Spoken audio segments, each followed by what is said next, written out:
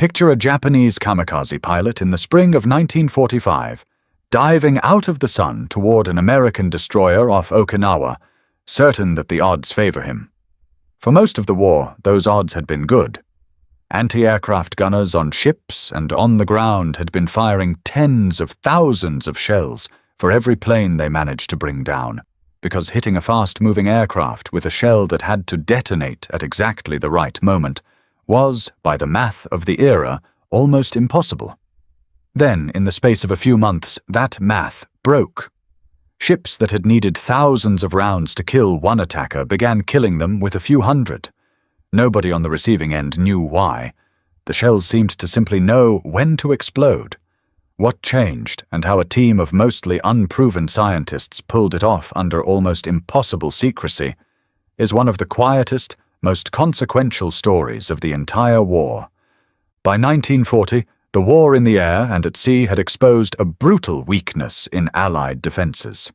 Anti-aircraft guns could put a wall of steel into the sky, but actually destroying an incoming aircraft required a shell to detonate within roughly 20 feet of it, close enough for the fragments to do lethal damage. Gunners had two basic tools for making that happen. A contact fuse detonated the shell only on direct impact, which against a fast, maneuvering aircraft was an extraordinarily rare event. A time fuse was set before firing to explode after a calculated number of seconds, based on the target's estimated range, speed, and altitude, all of which could change in the few seconds it took the shell to arrive. Naval gunners during the Battle of Britain and the early Pacific campaigns were finding that it could take anywhere from 1,000 to 20,000 rounds of medium anti-aircraft fire to bring down a single enemy plane, depending on conditions. At Pearl Harbor and across the early Pacific battles, ships were burning through ammunition stores at a rate that simply could not be sustained, while Japanese pilots pressed attacks that American gunners, by the numbers, should have been able to stop. The threat was about to get much worse. German V-1 flying bombs would soon be screaming over England at over 300 miles per hour, far too fast and too small a target for time, fuses calculated by hand to reliably catch. And carrier task forces in the Pacific knew they were sailing toward a future where Japan would throw waves of kamikaze pilots directly at their hulls, pilots who didn't need to survive the engagement, only to connect. Existing fire control, however much it was refined, was fighting a problem of physics and human reaction time that adjustment alone could not solve. Something needed to detect the target itself and decide, on its own, the exact instant to detonate. In 1940, that idea sounded less like an achievable weapon and more like science fiction. The man most responsible for turning that science fiction into a working weapon was Merle Tuve, a quiet, intensely focused physicist from South Dakota who had spent the 1930s at the Carnegie Institution studying the upper atmosphere by bouncing radio pulses off the ionosphere, essentially an early, peacetime cousin of radar. Tuve wasn't a weapons designer by training or temperament. He was a pure researcher, the kind of scientist who cared more about precision and proof than about acclaim, which is part of why the National Defense Research Committee trusted him to lead one of its most secretive and technically uncertain programs once America's scientific establishment began mobilizing for war. What set Tuve apart wasn't dramatic charisma. It was a refusal to accept impossible as a final answer, paired with an unusual gift for assembling people from wildly different backgrounds, physicists, electrical engineers, even a former radio quiz show host, and getting them to solve problems no single specialist could crack alone. He had seen, in his ionosphere work, that a radio pulse could be sent out and its tiny reflected echo measured with enough precision to calculate distance. The question that obsessed him by late 1940 was deceptively simple to state and monstrously hard to answer. Could that same idea, a miniature radio transmitter and receiver, be shrunk down, ruggedized, and packed into the nose of an artillery shell so the shell itself could sense how close it was to a target and detonate at exactly the right moment. If it worked, it would mean the fuse no longer needed a human being to guess the future. It would do the guessing itself in real time, riding inside the shell at the moment that mattered most.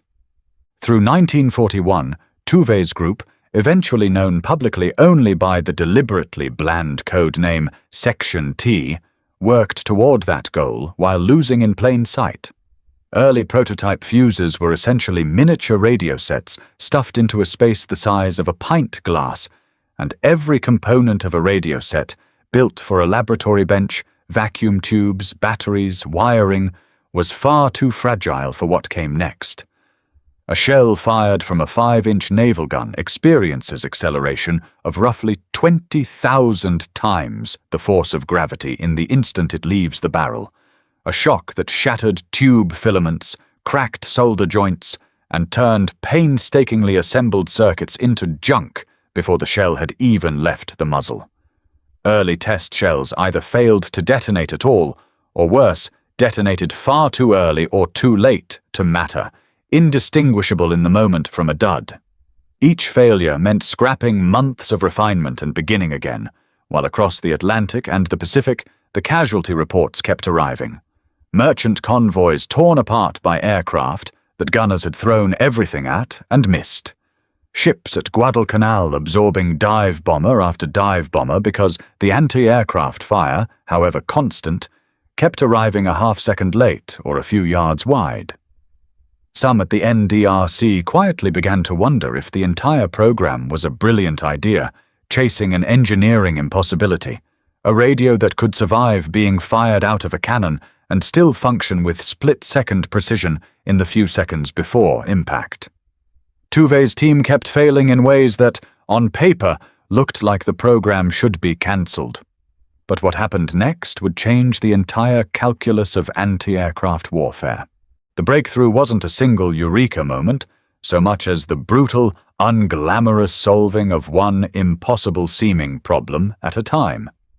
Section T's engineers, drawing in talent from Bell Labs and RCA alongside their own physicists, realized the vacuum tubes themselves had to be redesigned from scratch, built smaller, sturdier, and with internal supports specifically engineered to survive the shock of firing rather than adapted from existing radio tubes, never meant for that abuse. They developed a tiny generator, spun by the shell's own spin as it left the barrel, to power the fuse's miniature radio rather than relying on a battery that might not survive the launch shock at all, and later paired it with a specially designed wet cell battery, sealed and inert until the moment of firing, that activated only under the force of the shot itself. The fuse worked by continuously broadcasting a weak radio signal from the shell's nose as it flew. When that signal reflected off a nearby aircraft and returned to a tiny receiver in the same nose cone, the strength of the returning echo told the fuse, in real time, exactly how close it had gotten. Cross a calculated threshold of proximity, and a firing circuit triggered the detonator instantly. No human timing, no guessed range, just physics measuring itself in the final fraction of a second before contact. It meant a shell no longer needed to score a direct, near-impossible hit. It only needed to get close, and the fuse would do the rest. To engineers raised on mechanical timers and hand-calculated ballistics tables, handing detonation control over to a tiny, autonomous radio brain riding inside an artillery shell felt less like an improvement and more like an act of faith. And some naval ordnance officers initially doubted a fuse that complex could be mass-produced reliably enough to trust in combat at all. Trust had to be earned the hard way, in punishing live-fire tests through 1942, first on the ground and then at sea, where engineers fired thousands of the new VT, or variable time, fuses, a deliberately misleading name chosen to hide what the device actually did, at target drones and sleeves towed behind aircraft. Early batches still failed at unacceptable rates, and every dud risked tipping off the enemy that something unusual was happening in American shells, since an unexploded VT fuse that fell into hostile hands could expose the entire secret. Security around the program became almost obsessively strict. The fuse was banned from use over land for much of the war, specifically so a dud round could never be recovered and reverse-engineered by Germany or Japan. Naval commanders, watching test after test, were cautiously electrified by what they saw when the fuses worked, shells detonating in a precise, lethal halo around the target without ever touching it. The Navy's Bureau of Ordnance pushed for accelerated production despite ongoing reliability concerns, betting that even an imperfect VT fuse fielded immediately was worth more than a perfect one fielded a year later, given what was happening in the Pacific. By January 1943, the fuse had cleared enough testing to go to sea for the first time aboard the light cruiser USS Helena, still wrapped in such secrecy that most of the crew loading the shells had no real idea what made this ammunition different from any other. The proof came fast, and it came in numbers that stunned even the people who had pushed hardest for the program. In its first combat use in January 1943, a VT-fused shell from Helena brought down a Japanese aircraft on what was, by some accounts, essentially the first shot fired with the new fuse in anger, a result so immediately effective that Navy officials moved to expand production at a wartime pace few weapons programs ever matched. As VT fuses spread through the fleet over the following 2 years, anti-aircraft batteries that had once needed many thousands of rounds per kill began bringing down enemy aircraft at a fraction of that ammunition expenditure, with various wartime analyses crediting the fuse with multiplying the effective kill probability of anti-aircraft fire several times over compared to time-fused shells. The fuse proved devastating against the kamikaze threat off Okinawa in 1945, where ships defending against mass suicide attacks depended on exactly the kind of split-second, no-margin-for-error detonation the VT fuse was built to deliver, and it proved equally vital half a world away in Europe, where VT-fused anti-aircraft shells were finally authorized for use over land in December 1944, specifically to counter the V-1 flying bombs raining down on London and Antwerp, helping British and American gunners shatter the flying bombs out of the sky at dramatically improved rates in the war's final months. General George Marshall would later credit the fuse, alongside radar and the atomic bomb, as one of the technologies that won the war, a remarkable statement for a piece of equipment small enough to fit inside an ordinary artillery shell. The VT fuse didn't end with Germany's and Japan's surrenders. It became the quiet ancestor of decades of military and civilian technology that followed. Post-war artillery and naval gunnery worldwide adopted proximity fusing as standard practice, and the underlying principle, a self-contained sensor making an autonomous, real-time decision in the final instant before impact, became a foundation for guided weapons and sensor technology long after Section T's wartime work was finished.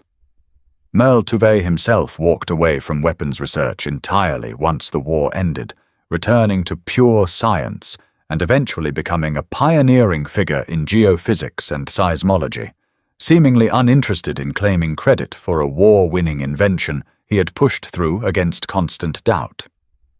Many of the engineers who solved the brutal miniaturization and ruggedization problems inside Section T went on to shape the post-war electronics industry, carrying lessons learned from building radios that could survive being fired out of a cannon into the first generations of transistor and missile guidance technology. What the proximity fuse story leaves behind isn't just a statistic about ammunition saved, though the numbers alone are staggering. It's a reminder that some of the war's most decisive turning points weren't won on a battlefield at all, but in a laboratory, by people willing to keep failing in private until an idea that sounded almost impossible finally worked exactly when it had to. If you want more stories like this, the quiet engineering battles that decided the loud and famous ones, subscribe to the channel and ring the bell so you don't miss what we uncover next.